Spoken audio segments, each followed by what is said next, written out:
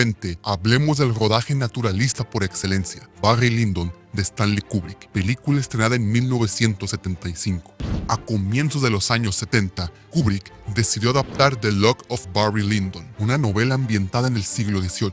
Para él, la iluminación cinematográfica convencional introducía un elemento anacrónico. Se dio cuenta de que la única referencia visual auténtica del siglo XVIII no era el cine ni la fotografía, sino la pintura.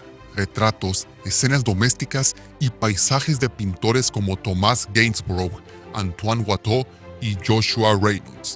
Esto provocó que él y su director de fotografía, John Alcott, renunciaran a la iluminación cinematográfica tradicional. De la mano de la idea de recrear un siglo XVIII auténtico, la película no podía filmarse en sets tradicionales ni en estudios controlados. Los espacios debían ser auténticos, edificios que ya existieran en esa época y que conservaran su arquitectura original, especialmente en los interiores. La producción entonces se trasladó a múltiples locaciones en Irlanda, Inglaterra y la entonces Alemania Occidental, donde aún sobrevivían mansiones, castillos y palacios de aquel siglo prácticamente intactos. Entre las locaciones destacadas de Irlanda tenemos Powerscourt Estate en el condado de Wicklow y Carlton House en el condado de Kildare. En cuanto a Inglaterra, tenemos Castle Howard en North Yorkshire y Wilton House en Wiltshire. Mientras que en Alemania Occidental se acudió a diferentes espacios rurales para secuencias relacionadas con el ejército y la Guerra de los 7 años. El rodaje duró más de 300 días, desde la primavera de 1973 hasta principios de 1974. Los exteriores fueron filmados casi exclusivamente con luz solar directa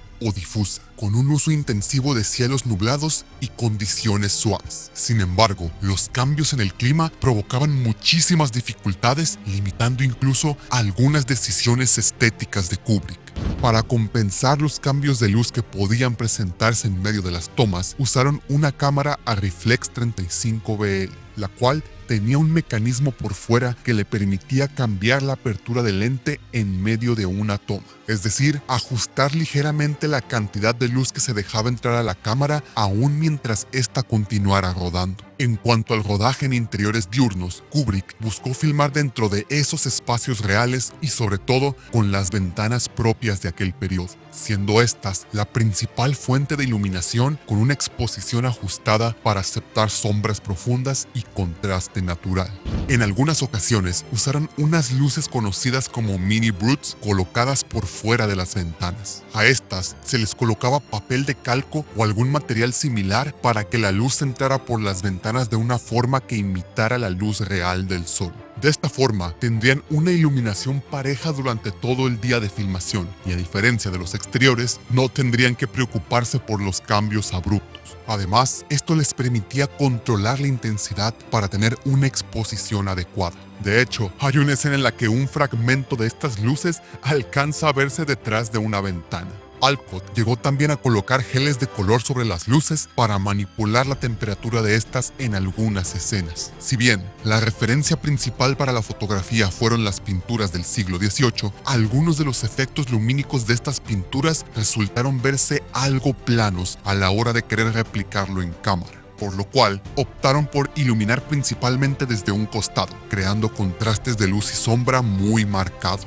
Para la iluminación de interiores nocturnos, intentarían hacerla exclusivamente con velas reales. Aquí surgió otro gran obstáculo, puesto que el cine en ese momento no podía registrar esa cantidad de luz con una imagen nítida. Y es que desde que Alcott y Kubrick trabajaron en el desarrollo de la película 2001, Una Odisea en el Espacio, habían hablado acerca de la posibilidad de grabar interiores usando velas. En ese entonces, aquello era considerado como algo imposible debido a que no había lentes con la capacidad de exponer correctamente bajo esas condiciones y las cámaras estaban diseñadas para ser acompañadas de iluminación potente. Kubrick consideraba que introducir luz artificial destruiría la autenticidad temporal, incluso si el público no era consciente de ello. Buscando una salida, Kubrick descubrió la existencia de unos lentes fabricados por Zeiss para la NASA, diseñados para fotografiar el lado oscuro de la Luna. Estos lentes de 50 milímetros tenían una característica inédita: